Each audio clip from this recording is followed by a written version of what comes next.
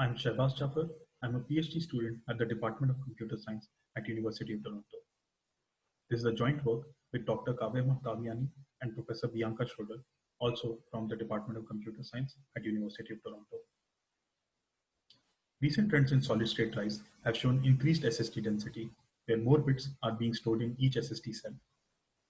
This means that instead of storing single bit in one cell, represented by one of the two voltage levels, or 0 or 1 in a single level cell drive or SLC drive, more number of bits are being stored in the same cell within the same voltage range.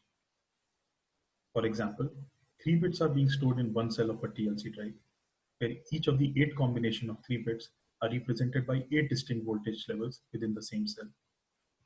When a write operation is performed on a cell, the voltage in an SSD cell can be monotonically increased from a lower voltage value to a higher voltage value. This operation is called a program cycle. On the other hand, decreasing the voltage level first involves resetting the cell voltage to 0. This operation is called an erase cycle and reduces SSD reliability over time. Each SSD comes with a program and erase cycle or a PE cycle limit. Increased SSD density has led to a decreasing trend in PE cycle limit, which is worrisome as it reduces the usability of high density drives such as QLC drives in the future. One way of improving SSD reliability is by doing multiple monotonically increasing program operations or overrides before an erase operation. This can be achieved using write once memory codes or WOM codes. First, we introduce traditional bit-based WOM codes proposed by Rivest and Shamir. In bit-based WOM codes, k-bit data word is converted to an n-bit code word and written to the media. A simple lookup table is used, where each column is called a generation and denotes a set of code words that describe all possible data words. For each write, one of the code words from a generation is selected and written on disk. A subsequent write selects a code word from the next generation of code words. For successive code word writes, the underlying assumption is that bits can only be changed in one direction, example from 0 to 1. For instance, for a WOM23 coding scheme, 2 data bits will be converted to 3 code bits. If you want to write 01 and 10 on the media, first 01 will be encoded to 100 using a lookup table and written on disk. Next, 10 will be encoded to 101 and overwritten on top of previously existing code word. Note that between previous and the new code word, bits are only changed from 0 to 1. This is different from not using any WOM code, as after writing 01 as is on the media, we need to erase underlying media before writing 10 to disk. This bit-based WOM coding scheme fits perfectly on a write once media like SLC drives, where each cell only stores a single bit. Instead of utilizing 4 bits on disk, only 3 bits are programmed twice before an erase operation is performed. Therefore, 33% more data can be written before erase. An important thing to note is that this coding scheme models underlying storage as groups of bits and not voltage levels in a flash cell, and hence imposes unnecessary bit level based constraint where bits can only be changed from 0 to 1. The bit-based model, although a good fit for SLC drives where data is stored as a binary voltage level, does not make sense for MLC drives since data is stored in the form of non-binary voltage levels that can increase only in one direction. This bit-based constraint becomes more apparent for cells that store more bits, as we are unable to use all possible code words and leads to reduced overrides between erase operations. For example, for a WOM coding scheme applied on a QLC drive with 4 bits per cell, we are unable to arrange 16 possible code words from 4 bits in 4 possible generations, where the bit level constraint that bits can only be monotonically increased from 0 to 1. This limits gains to 50% additional writes before an erase operation is performed. This problem will only increase as media becomes denser over time, for example, in PLC drives. In this work, our position is that we need to rethink the modeling of SLC drives for applying WOM codes, as data in SSD drives is stored as monotonically increasing voltage levels instead of bits. We propose voltage-based WOM codes or WOM-V codes. In WOM-V codes, we stack generations on top of each other in monotonically increasing voltage levels instead of bits. This way, all possible code words are arranged in a linear stack, where a voltage transition can be done from a lower value to a higher value.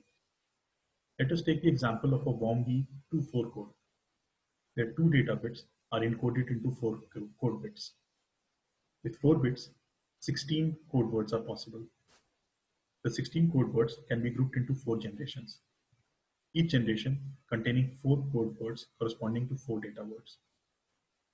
Note that the mapping of the data word to the code word can be arbitrary as long as every data word is mapped to exactly one code word in each generation. With each write, voltage is increased from a lower voltage to a higher voltage.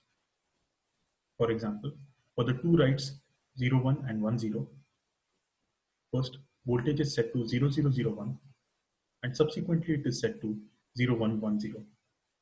Note that here the only constraint imposed is that cell voltage should monotonically increase. The individual code bits within the code may be set or reset during a voltage transition. This can be done at least 4 times for WOMV24 code before the voltage reaches the maximum generation. After this, an erase operation is required to set the voltage to 0. Hence, more number of writes can be performed as compared to WOMV24 codes. Another implication of this model is that it opens up a number of opportunities for optimizations so that more than 4 generations are possible. Our first novel optimization is code word sharing, where code words of consecutive generations can be reused or shared during writes. For example, in generation 1 and generation 2 of WOMV24 code, the voltage levels 0010 and 0111 are used to represent data word 11. Instead of this mapping, if we rearrange data to code word mapping in generation 2, we can use adjacent code words to represent same data word, which implies 0010 and 0100 highlighted in orange can be used to represent data bit 11. Further, instead of using 2 adjacent code words, we can reuse a single code word across 2 generations to represent one data word, thereby using only 7 code words instead of 8 code words to represent 2 generations. This optimization can be applied across the boundaries of each generation. As a result, we are able to write up to 5 generations as compared to previously existing 4 generations by using all codes within the same voltage range. This key optimization enables one additional generation of code writes before an erase is required. This optimization is generic and can be applied to any combination of k data words to n code word mapping. Hence, we are able to generate a family of WOM codes. WOMV34 code that converts 3 data bits into 4 code bits. WOMV24 code that converts 2 data bits into 4 code bits. And finally, WOMV14 code that encodes 1 data bit into 4 code bits. When we apply code sharing to a WOMV34 coding scheme, where 3 data bits are encoded into 4 code bits, this leads to a leaving one spare voltage highlighted in red. The voltage level can be used for bookkeeping, such as tracking when a cell has reached maximum voltage level or Vmax and requires an erase. This state comes in very handy when we want to program the cells beyond the maximum number of generations to distinguish between programmable cells and cells that can no longer be programmed and require an erase. Code word sharing, when applied to WOMV14 coding scheme, leads to tremendous increase in generations, where instead of having 8 generations with 2 code words, we have 15 generations, and hence 15 overwrites are possible before an erase is required.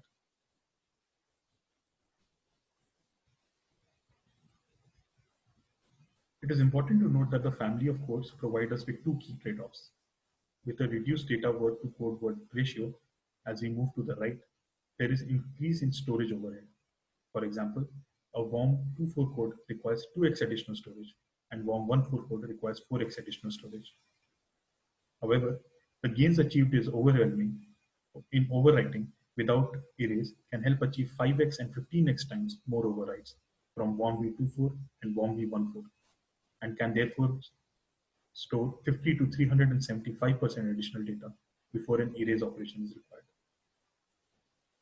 In order to measure the gains, we show the physical space required in media for storing data and the logical writable data before an erase operation is called for different WOM code configurations. By using no WOM code, Data can only be written once before it needs to be erased. For writing more logical data, additional physical space is required. And so we have a linear correlation between the amount of physical space required versus the logical data writable before erase. Using traditional bit-based WORM codes, example WORM23 code, we are able to write 2 data bits up to 2 generations using 3 code bits. Hence, only 33% additional data can be written before erase. Similarly, using traditional bit-based WORM24 code, we can only write up to 3 generations, and so the gains are limited to 50%. With our novel family of WORMV codes, we are able to bypass these limitations and able to write 50 to 375% more data using WORMV34, WORMV24, and WORMV144. A system designer may choose from a combination of multiple WORMV codes based on the physical space available and the logical space gains required before an erase is called. The second novel optimization with WORMV codes is same generation transition. Our objective is to reach the maximum voltage as slow as possible, which means we would like to perform as many writes as possible on the drive without transitioning to a higher voltage. In a conventional WORM coding scheme, each write leads to a transition to the next generation. For example, in a WORMv24 coding scheme, where data bits 01 and 10 are written, the voltage is increased from 0001 in generation 1 to 0110 in generation 2.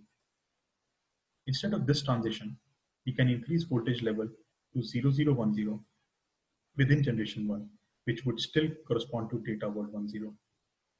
Note that with this change in transition, the voltage invariant remains unviolated and we continue remaining in the lower generation with an additional write. This key optimization can help us accommodate many states within the same voltage range on writes, delaying reaching the maximum generation, after which an erase will be required. In order to measure the probability of a cell reaching maximum voltage level or EIN value, beyond which programming is not possible, we use a Markov chain where transition to each higher state has equal probability. The x-axis shows the conditional probability of a cell in EIN val. The y-axis shows the amount of logical data written before an erase is performed. For both WORMv24 and WORMv14 codes, we find that even after 7 and 20 write cycles, only 1% of all cells actually reach the maximum voltage. Therefore, many cells will continue to remain in the lower voltage even after multiple write cycles have been performed.